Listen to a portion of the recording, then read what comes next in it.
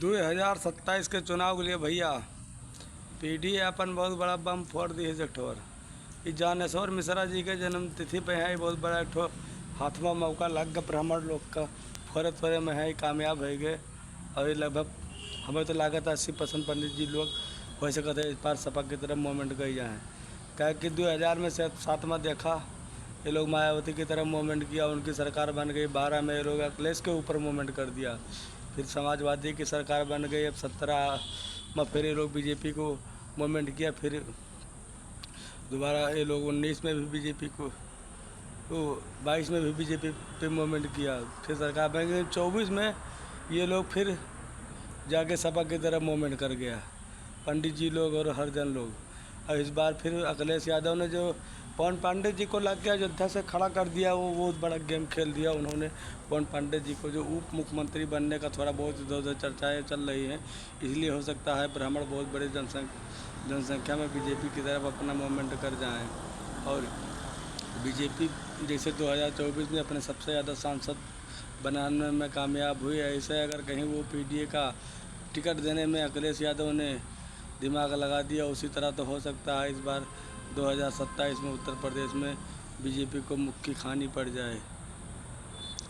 क्योंकि बीजेपी में खींचातानी अमित शाह और बाबा जी का भी बोलना है। बाबा जी के नेतृत्व से अगर बीजेपी का उत्तर प्रदेश का चुनाव बाबा जी के नेतृत्व में लड़ा गया तब तो भरपूर रूप से जीतने का संभावना रहेगा। अगर इसमें दिल्ली का बहुत ज़्यादा हस्तक्षेप चालू होना शुरू हुआ, जैसे 2024 में हुआ था संसदीय के टाइम, अगर वैसे इस बार हुआ तो हो सकता है कुछ चुनाव का रंग रूपरेखा उत्तर प्रदेश का बदल जाए और नई सरकार आने का संभावना हो जाए। ऐसा फिलहाल जल्दी कहीं होता नहीं है। एक बार बीजेपी की सरकार आ जाती है, वहाँ जल्दी दूसरे को दाम दंड भी सब लगा के दूसरे को जल्दी दोबारा आने नहीं देती है। लेकिन इस बार देखो क्या होता है, फिर भी ईवीएम से चुनाव होगा। और पवन पांडे जी एक ऐसा आदमी था ब्राह्मण चेहरा कि बहुत, मनोज पांडे जी रहे सब छोड़ भाग गया, और पांडे लोग तमाम पंडित जी लोग रहे, ब्राह्मण का लोग छोड़ इधर उधर भाग गया। लेकिन पवन पांडे पूरा मुखर होकर हर बात पे अयोध्या के ऊपर आवाज़ उठाता था। ये बंदा भैया उसी का मेहनत रंग लाए, और सबसे पहले महागठबंधन की तरफ से सबसे पहला उत्तर प्रदेश का नंबर 1 प्रत्याशी अयोध्या से ब्राह्मण के रूप में इसको सपा ने अपना ऐसा लॉटरी का टिकट खोल दिया कि ये ब्राह्मणों में घूम घूम के बहुत भैया बीजेपी के ऊपर बहुत वार कर रहा है हर चीज़ का।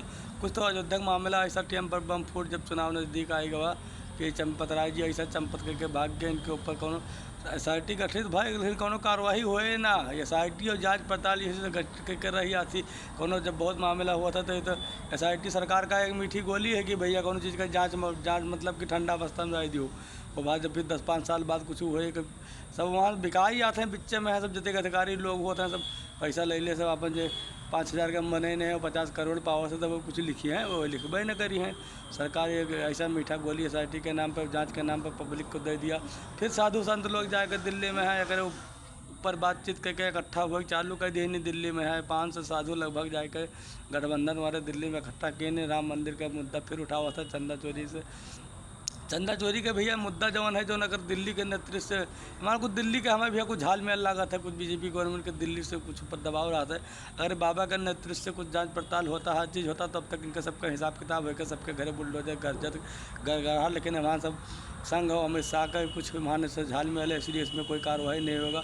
ऐसे SIT गठित हुई चोर ने, जैसे कहावत भी है आजकल सोशल मीडिया बहुत वो है कि कुछ चोरों ने मिलकर कुछ चोरों को पकड़ा और फिर उनके ऊपर फिर और बड़े चोरों ने मिलकर चोरों के ऊपर जांच बैठाया। वो वाली बात बार बिल्कुल लात भी आती हो सकता है कि भैया 2027 में पीडीए कुछ अपने टाइम पर ऐसा बड़ा कार्य कर गई रही कि उसको जनता में कहने के लिए और दिखाने के लिए भैया आजू की डेट में यहाँ है। अब अगर पंडित जी लोग ऐसा बुद्धिजीवी लोग होते और इनके मन अब की छटपटाहट है, तो बीजेपी गवर्नमेंट सबसे बड़ा गलती कर दी, तमाम ब्राह्मण का एनकाउंटर करा दी। यह मिस्टेक हो गए। और ब्राह्मण अगर कहूँ पवन पांडे जी उप मुख्यमंत्री और चंद्रशेखर रावण का साथ है में अगर अखिलेश यादव कामयाब हो गए तो 2027 में ब्रिजभूषण शरण जी है हमारे यहाँ के सांसद है, और खुल के काल बता दें नहीं कि भैया 27 में बीजेपी के लिए उत्तर प्रदेश बहुत आसान नहीं है। और वो आदमी एक ऐसा है कि राजनीति का रंग रूप देखा 2-4 साल पहले से देख कर समझ जाते कि का माहौल है का नहीं। अब बोले में वो आजू डेट में उत्तर प्रदेश में वही एक ऐसा नेता है कि हर बात पे वो मुखर होकर बोलने का अपना दम रखता है। और उन्होंने कल खुल के आकर मीडिया बताया कि बीजेपी के लिए 2027 ऐसा आसान नहीं है। अगर इनके सबके कहा है कि चुनाव टाइम पर सब दिल्ली के दखलंदाजी हो जाता है। तो वहाँ दिल्ली में बैठा उत्तर प्रदेश का काम माहौल है जो यहाँ मुख्यमंत्री ये सब है इनका सबका नेता विधायक इनके द्वारा हुआ जो शाह जी आए कि आपस से प्लानिंग करके बम मारता सब मटिया मेर के चला जाता है। तो ठीक है भैया, राम राम।